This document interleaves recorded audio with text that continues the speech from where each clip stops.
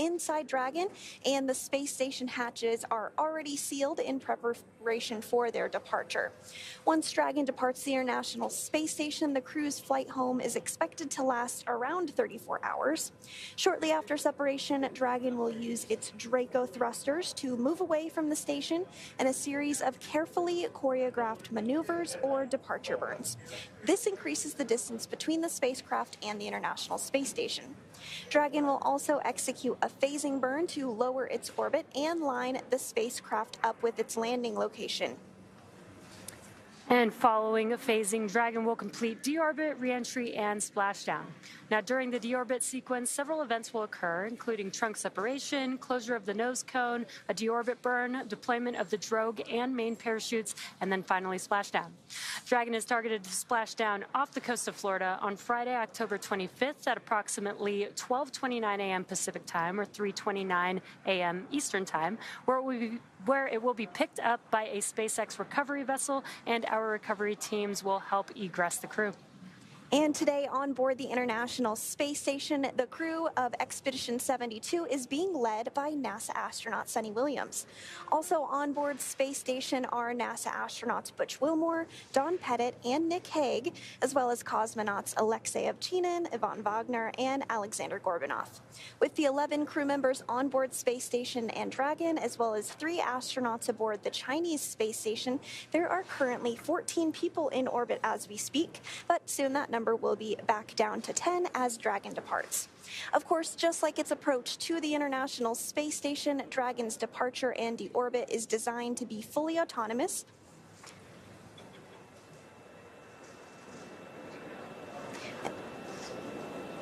This requires no action from the crew on board, and so earlier today, NASA astronaut Butch Wilmore did help the crew members prepare for departure, and he'll be watching from the cupola, but the prime departure monitoring role falls on NASA's Matt Dominic from inside Dragon. Mission Control in both Houston and Hawthorne will back them up, and speaking of Mission Control Houston, let's go over to Nilofer Ramji at the Johnson Space Center to talk a little bit about how the station crew have been preparing to send the crew home, and what we can expect from here until Dragon departs the space station. Nilofer? Thanks so much, Sandra, and welcome to the International Space Station Flight Control Room here at the Johnson Space Center in Houston, Texas. The flight control team is primed and ready for this afternoon's undocking operations. Today's team is being led by NASA Flight Director Paul Kanya. Since Crew 9's arrival on September 29th, it's been a busy time during our direct handover period. Over the last few days, the astronauts worked to pack Dragon full of cargo and return for the return journey home. And earlier today, Mike Barrett and Jeanette Epps, both NASA astronauts, worked to remove cold bags in polar freezers which store cold research samples and scientific experiments into Dragon Endeavour. All of this critical science and cargo is offloaded after we get the crew out following splashdown, and then the scientific samples will be sent to researchers for final analysis in just a few hours. The crew also took their SpaceX suits and got them ready for the journey home. Since getting the hatches closed, all 4 crew members are now suited up in their seats and standing by for undocking. Additionally, teams at NASA and SpaceX have been preparing for undocking by conducting a series of checkouts of the Dragon spacecraft and space station systems. This is just one of the items teams watch as they prepare for these operations and splashdown opportunities. We want to make sure that crew aboard Dragon and the teams who cover them have the best conditions for a safe and speedy pickup. We've got the final go, no-go poll coming up in just a few minutes, where the joint SpaceX and NASA teams will make their final call for Dragon Endeavour to depart station. This is one of the many checkpoints in Crew-8's return that will continue all the way up just before the deorbit burn, giving mission managers multiple chances to assess the weather at the splashdown zones and make sure everything is lining up before Dragon departs. We have continued to watch the weather for the last few days, and there is an opportunity for early Friday morning as we expect to see them splash down just over a day from now. Again, we are live here in Mission Control Houston, just standing by for that go, no-go poll. And the 3 NASA astronauts and 1 cosmonaut are in Dragon Endeavour. They're still docked to the International Space Station. We expect the undocking to take place at about 4:05 p.m. Central, 5:05 p.m. Eastern. We will wait for that go, no-go poll.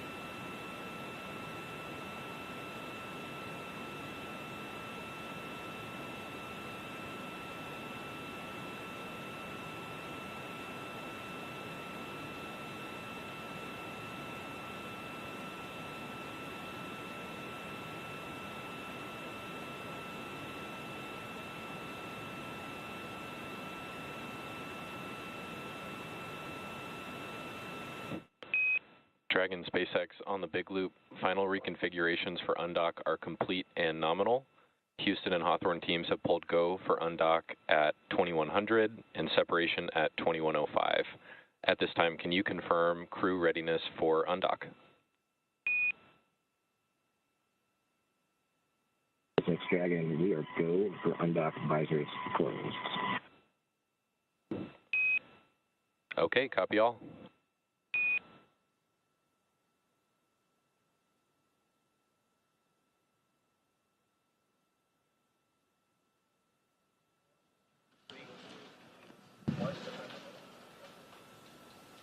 Perfect, and that go, no-go poll that we've been looking for has been completed.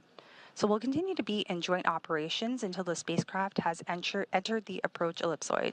That's the 2 by 2 by 4 kilometer sphere around the International Space Station that teams use to monitor arriving and departing spacecraft.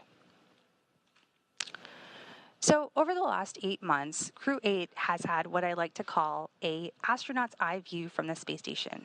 They've had an opportunity to capture some pretty amazing views from low Earth orbit.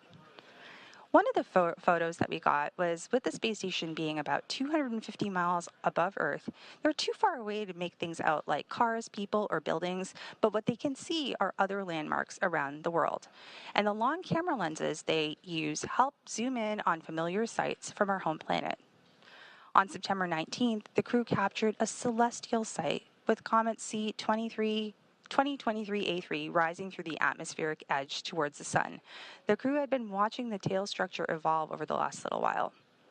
And here's another long exposure shot. This was taken on August 11th above the Indian Oceans as star glitter from above. Such a beautiful aurora.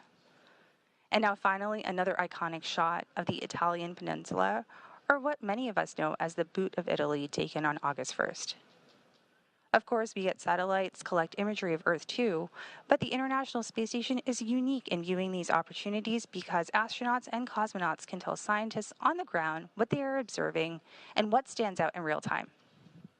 So they'll have a few more opportunities to take in those views during their flight home as we prepare for undocking coming up here at about 4:05 p.m. Central, 2:05 p.m. Pacific.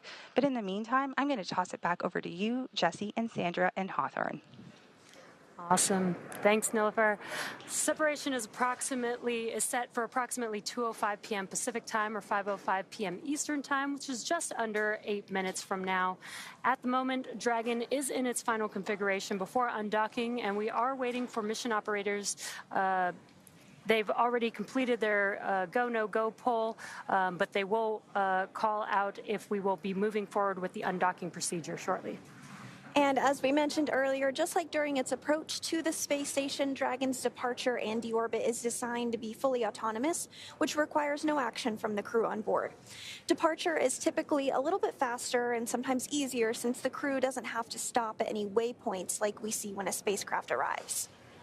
Once the undocking sequence is complete, Dragon will use its Draco thrusters to move away from the station in a series of 4 departure burns, which are carefully choreographed maneuvers that will increase the distance between the spacecraft and the space station. And then from there, a phasing burn will place Dragon on a trajectory to align it with the splashdown site. And so we did hear that go, no go poll earlier. Everyone polled go. That is just a time for everyone on the ground as well as the crew on board Dragon to ensure things are in place. All systems are go, as the name suggests, for the undocking, which again we are targeting just about 7 minutes from now. Now at the moment the crew is suited up as they are during a dynamic phase of the flight. We might hear a call out for the crew to also put their visors down ahead of the actual undocking itself. Teams work together to ensure everyone is ready to support undocking. And so again, that poll was one final check-in, and we did get the go for undocking today.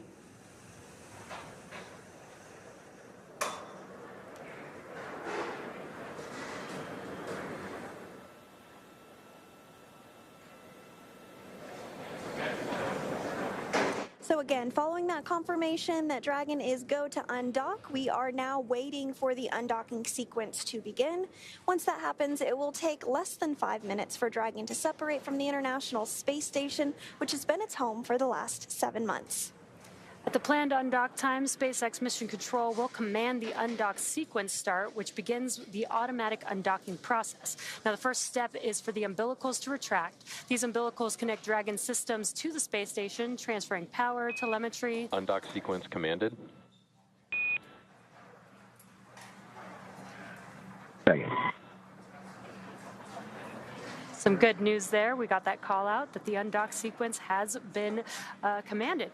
So again, the beginning of the sequence is the umbilicals retracting. These umbilicals connect Dragon systems to the space station, transferring power, telemetry, and commands between the two vehicles throughout Dragon's stay. So now once that's complete, Dragon will unlatch itself from the space station by releasing the 12 hard capture hooks in 2 separate phases. All that combined will take about 4.5 minutes, and then Dragon will be ready to depart the space station and begin. Umbilical demate complete and nominal. Again, another good call out there that the umbilicals have been demated. And then Dragon will be ready to depart from the space station once those hooks have been unlatched and begin to move itself further and further away using its thrusters.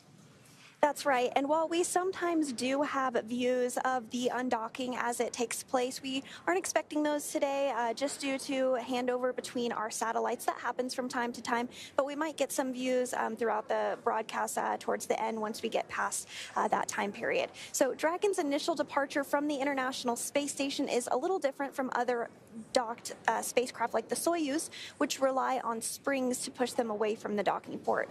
Dragon will execute 2 short thruster firings to undock using a combination of the 12 Draco thrusters around the base of the spacecraft, with the first 2 breaking any stiction between Dragon and the docking port, and the second slowly backing the spacecraft away.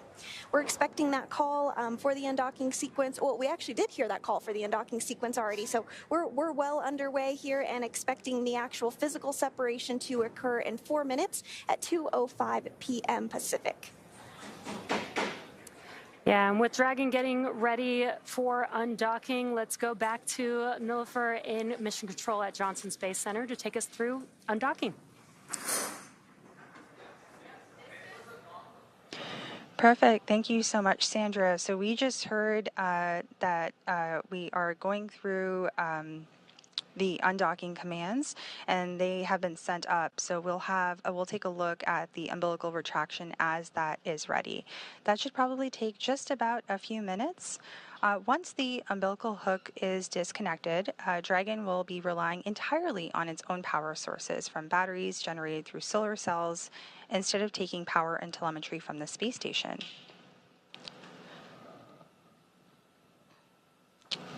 On console today, we have Flight Director Paul Kanya that is managing the First room set of here hooks in the open and International Space nominal. Station Flight Control Room.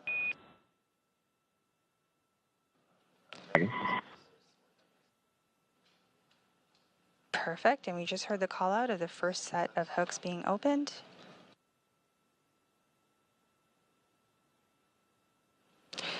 We'll now look for the umbilical retraction and look for 2 sets of 6 hooks. So this is going to be the second set of 6 hooks that will open, and that will take just a few minutes.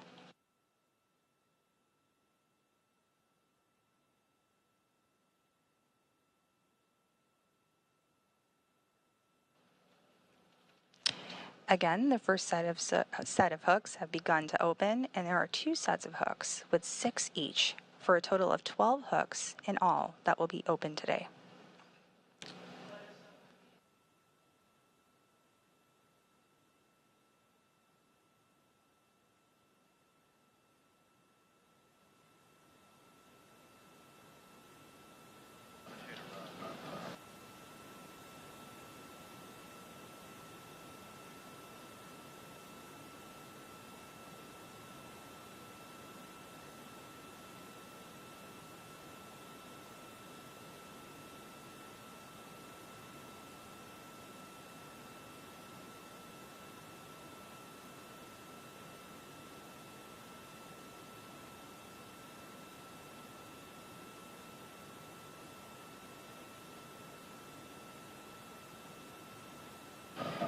So as we await confirmation, there on your screen you see, as I mentioned, Flight Director Paul Kanya, and beside him Capcom, which is Neil Nagata today.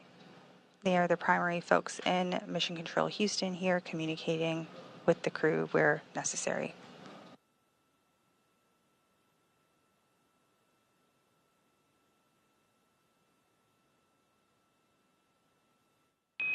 All hooks open.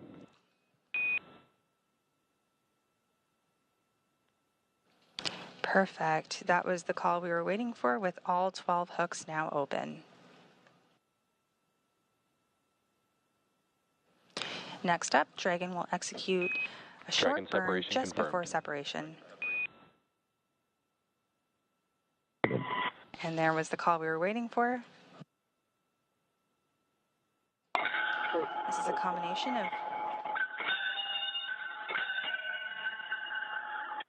Endeavour departing, fair winds and falling seas, and Miyaki Pasaki, my friends.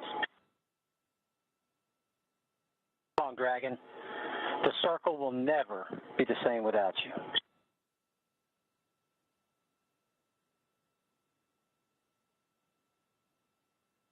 good words from our crew members departing space station right now. Dragon, it's been an absolute pleasure to serve aboard the space station and stand to watch. It's in great hands. Godspeed. Tojo, you'll never guess what I found.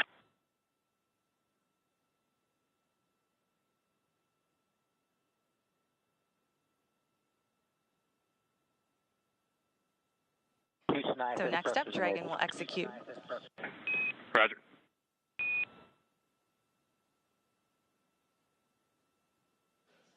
Thank you. So Dragon, as I've been trying to say, will execute a short burn just before separation using a combination of its 12 Draco engines around the base of the spacecraft. I never did get Dragon away.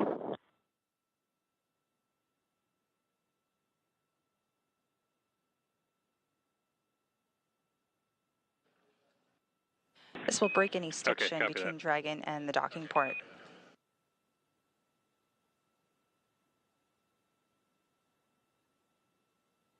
And then a second burn will help the spacecraft slowly start backing away.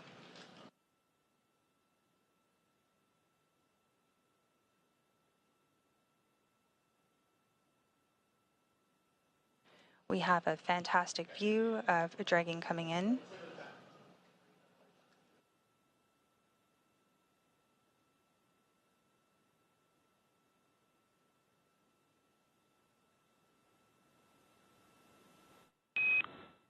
Dragon SpaceX late call, depart burn 0 was nominal.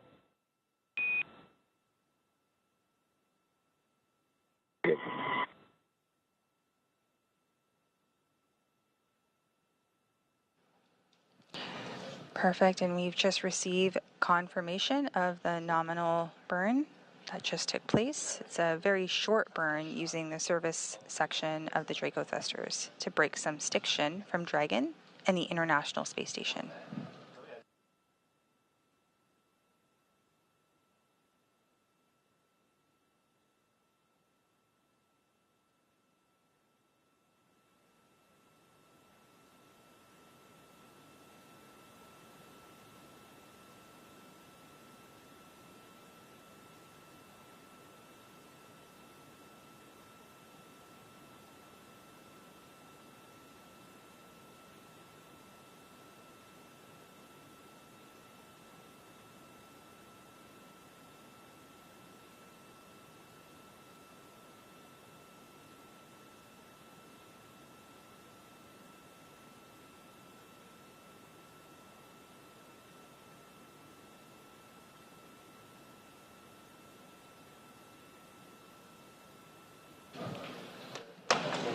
All right, we have confirmed separation here at 4:05 p.m. Central, 2:05 p.m. Pacific, as the International Space Station and Dragon were flying approximately 260 statute miles over the Pacific.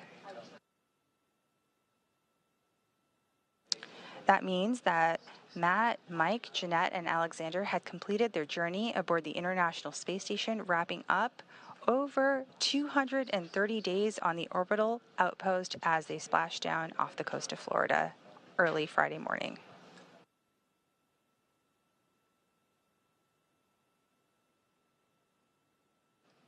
At this time, the crew are all suited up in their seats, and they'll have an opportunity to get out of those suits in a short little while and prepare for their longer ride home.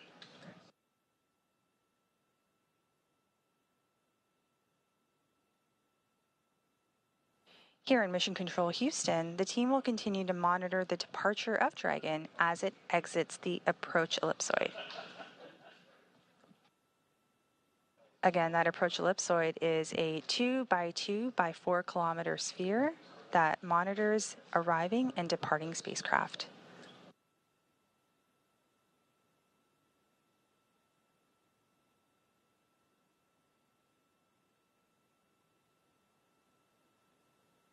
And Houston, you can delay my last. Dragon away was confirmed. Roger that.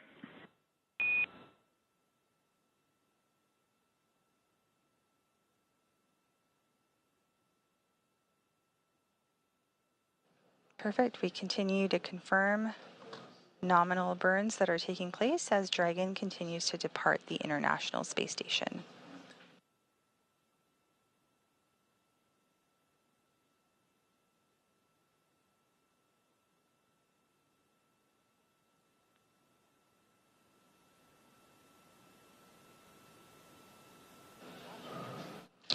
As we continue to monitor here jointly, on the right side of your screen, nominal, you will see... And Dragon, at this time, your go-to-DOF suits in 4.012.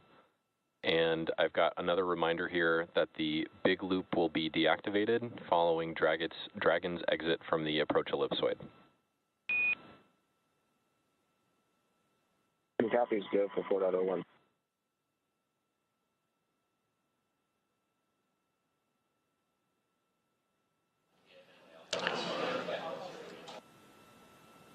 So we have a nominal depart burn lasting approximately 16 seconds. And the team continues to monitor the departure of Dragon as it exits the approach ellipsoid, the 2 by 2 by 4 kilometer sphere.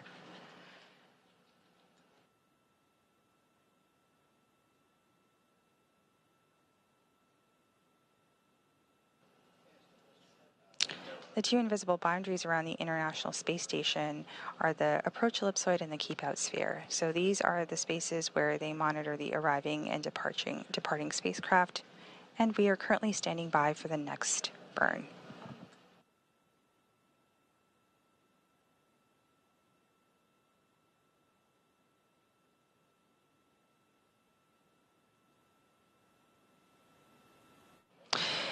And with that, we're just minutes away from the next burn, but we are going to pass it over as we stand by in mission control to our teams in Hawthorne, Jesse, and Sandra. Back over to you as we continue to walk you through this process. And we've got a lot of action going on, and we've got some really cool views from the International Space Station looking at Dragon Endeavour as it's moving further and further away from the International Space Station. We had burn 0 and departure burn 1 already completed. That departure burn 1 is creating more and more distance between the International Space Station and Dragon, and allowing Dragon to exit that keep-out sphere, as Nilüfer mentioned. And again, some really cool views there. Station Easton on a big loop. Endeavour's exited the keep-out sphere. Break for Endeavour. Godspeed. We'll see you all in just a little bit. Neil.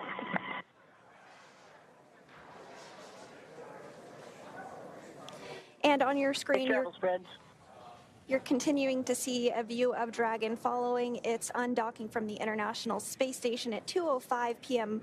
while flying over the Pacific Ocean, approaching the western tip of South America. Now, we did just get word that Dragon has exited the keep-out sphere. You might have even seen some of those thruster firings on your screen as we got that call out. The keep-out sphere is an imaginary sphere or boundary that's 200 meters in radius around the space station. It's one of several safety zones set up to govern visiting vehicles either arriving or departing the International Space Station, and you can continue to see these great views of Dragon as it departs the space station, slowly backing away. Now, before moving into the keep-out sphere, all of the spacecraft have to be configured where they would not cross the imaginary boundary for at least 4 orbits, even if for some reason the spacecraft lost all maneuvering. But again, we don't expect that to occur today. We're now waiting for Dragon to exit the approach ellipsoid, or the AE, which is another imaginary sphere. This time, it's a 3-dimensional ellipsoid measuring 4 by 2 by 2 kilometers in the same family as the keep-out sphere. Now, one of the key differences with the AE is that vehicles outside of it have to be on what we call a 24-hour safe free drift trajectory. Now, that means the spacecraft would not cross into the approach ellipsoid for at least 24 hours, again, even if it lost all maneuvering for that call-out once we hear confirmation that Dragon is outside of that AE. So to recap today a little bit, the hatches between the International Space Station and Dragon Endeavour were closed earlier at 12:24 p.m. Pacific. Since then, the crew has settled in to begin their 34-hour journey back to Earth following their undocking at 2:05 p.m. But prior to that, the joint NASA and SpaceX teams pulled go to proceed with undock. The undock command was then sent at 2 p.m., followed... SpaceX Dragon to ground, cabin mic check. Got you loud and clear on the cabin mic. Good comm check on Dragon to ground. Awesome, thank you so much.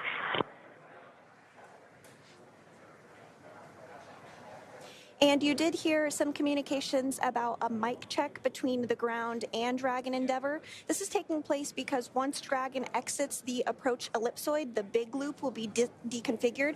The big loop is that integrated loop between Mission Control Houston, Mission Control Hawthorne, the International Space Station, and Crew Dragon Endeavour. But now that Dragon has departed the International Space Station, all those folks don't need to be in the same comms loop anymore, so they're working to deconfigure that as soon as we get out of the approach ellipsoid. So just working through some of those steps a little bit, as you heard. Now, after the umbilicals were retracted just a few minutes ago and those hooks were opened, we did see physical separation take place at 2:05 p.m. Pacific while Dragon was flying over the Pacific Ocean, approaching the western tip of South Africa. Dragon then completed 2 of 4 departure burns and exited the keep-out sphere. And we're now just a couple minutes away from Dragon crossing through that approach ellipsoid point to set the spacecraft and Crew-8 up for their path back to Earth. Again, Dragon is targeting to splash down off the coast of Florida, and there you see another great view of it. Our Cronus flight controller and mission control at Houston continuing to angle the camera so that we can keep a bird's eye view or an International Space Station eye view on Dragon as it continues to depart further and further away. But again, Dragon is targeted to splash down off the coast of Florida at 3:29 a.m. Eastern, 12:29 a.m. Pacific on Friday, October 25th, which will mark the completion of its 7-month science mission. And so, again, we are continuing to get those great views. Perhaps if it comes into focus a little more, you might be able to make out those thruster firings. But if you look at the very tip of Dragon, that's the nose cone, and it has remained open since Dragon launched all the way back in March. It remains open throughout the duration of docked operations and will remain open during these phasing hours as well, but it will be closed before we proceed to splash down in the deorbit burn. And we'll be covering all of that more in our splashdown broadcast, but just a little preview of what's to come.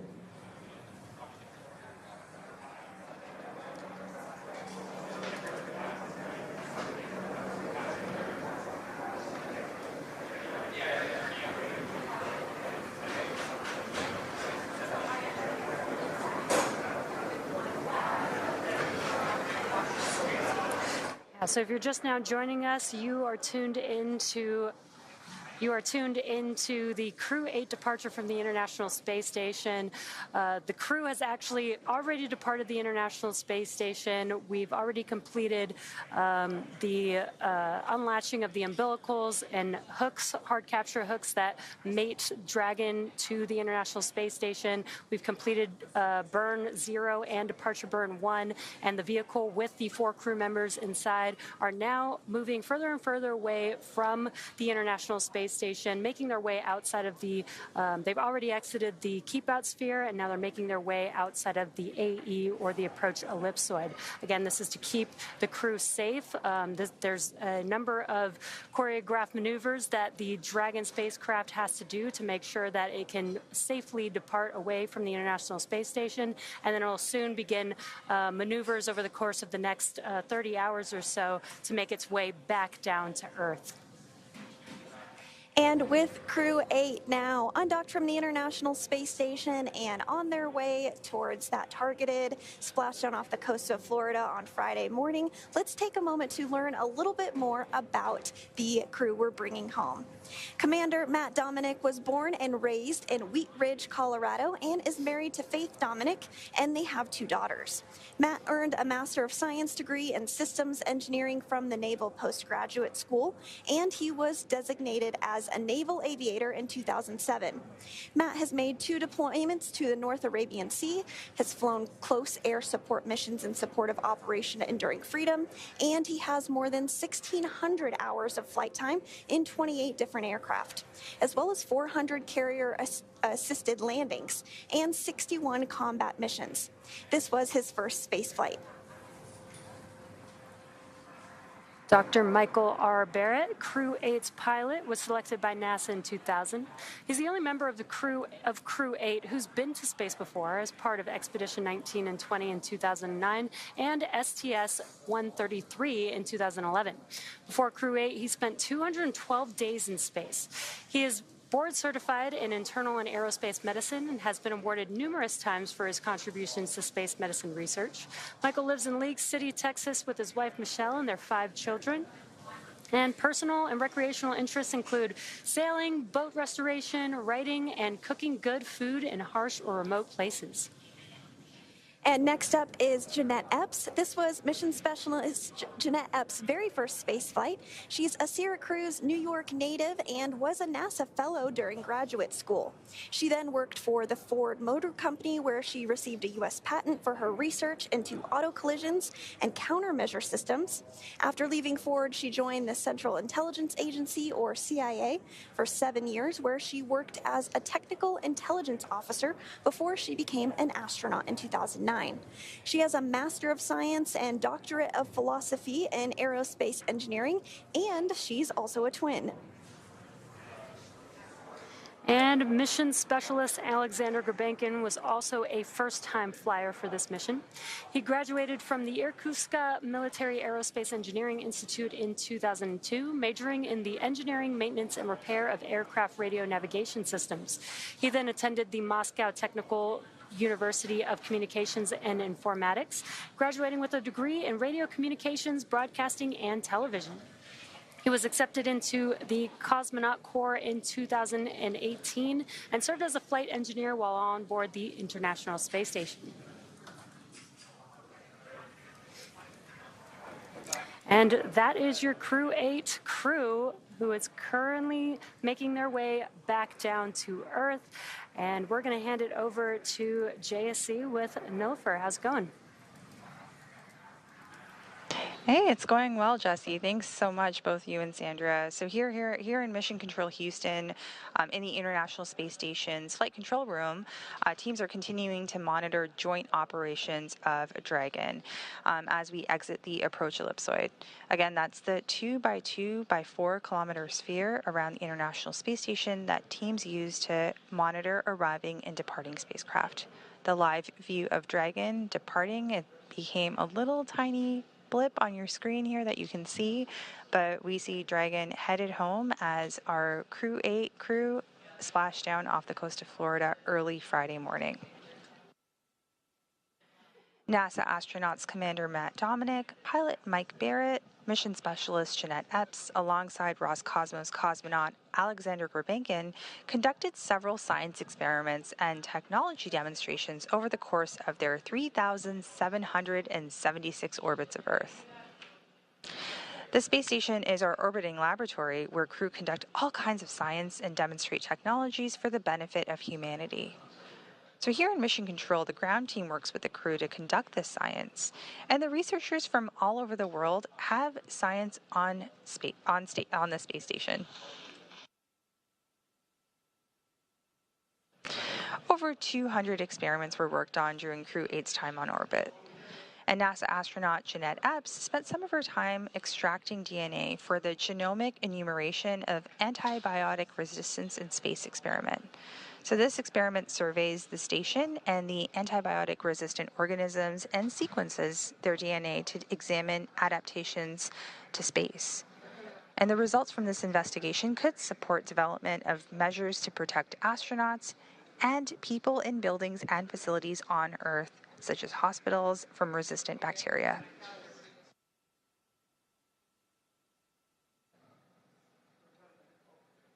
We see Dragon here getting further and further from the space station and getting closer and closer to Earth.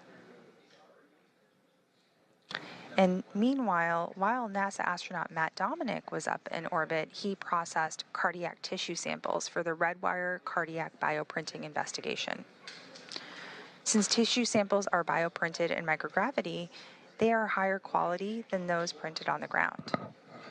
So the results from this investigation could help to advance the production of organs and tissues for transplant, and also improve 3D printing of foods and medicines on future long-duration space missions.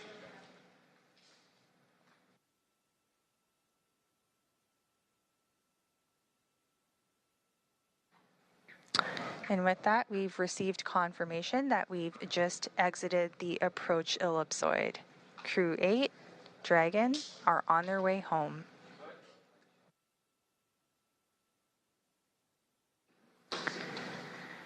I'd be remiss not to talk about NASA astronaut Mike Barrett and what he did while he was in orbit. And he worked closely on an investigation called the Human Brain Organoid Models for Neurodegenerative Disease and Drug Discovery.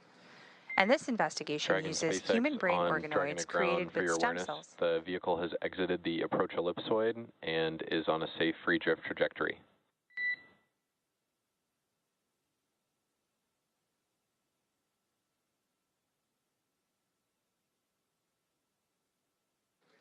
Great, we just heard that call out, and science will always continue to be front and center with various crews that spend their time aboard the orbiting laboratory. And when they splash down, they'll be extracted first, followed by some of that science I just discussed, and it'll be delivered to researchers on the ground. So while we may not be able to air after we exit the approach ellipsoid, we'll continue to provide periodic updates through our mission audio commentary on nasa.gov. So with that, I will take a moment and hand it back to Sandra and Jesse in Hawthorne. Thanks so much, Nilifer. And as you mentioned, Dragon Endeavour has now exited the approach ellipsoid. You do see it there on your screen. It's that tiny little dot now. The approach ellipsoid is another imaginary shape. It's three-dimensional, measuring 4 kilometers by 2 kilometers by 2 kilometers, and it's in the same family as the keep-out sphere. Now, one of the key differences with the approach ellipsoid is that vehicles outside it have to be in that 24-hour safe free drift trajectory, which we've discussed, which means the spacecraft would not cross into the approach ellipsoid for at least 24 hours, again, if for some reason all maneuvering was lost. And with that, Crew-8 has officially departed the International Space Station. It will take them about 34 hours until they make their way back down home to Earth. The crew is currently doffing or removing their spacesuits to settle in for the ride home, and Dragon is targeted to splash down off the coast of Florida at 3:29 a.m. Eastern Time or 12:29 a.m. Pacific Time on Friday, October 25th, followed by the crew getting picked up at sea by a SpaceX recovery vessel. As they rest up, our teams here will continue to keep an eye on the weather to ensure a safe return for Dragon and our Crew-8 astronauts. And though our coverage here in Hawthorne is wrapping up for today, we will turn it over to the NASA team in Houston to take us through the next phases of the Crew-8 mission. Our friends at the Johnson Space Center will provide continuous live audio-only coverage along Crew-8's journey home until we rejoin. You can find the audio-only link by visiting nasa.gov/live and clicking the mission audio link, or by searching for NASA Mission Audio Live feed on YouTube at go.nasa.gov/liveiss. Meanwhile, we will rejoin for live visual coverage starting roughly 1 hour prior to splashdown. And as always, you can find mission updates on X at NASA, at SpaceX, and on the web at nasa.gov. Thanks for watching, and we'll see you and our Crew-8 astronauts very soon.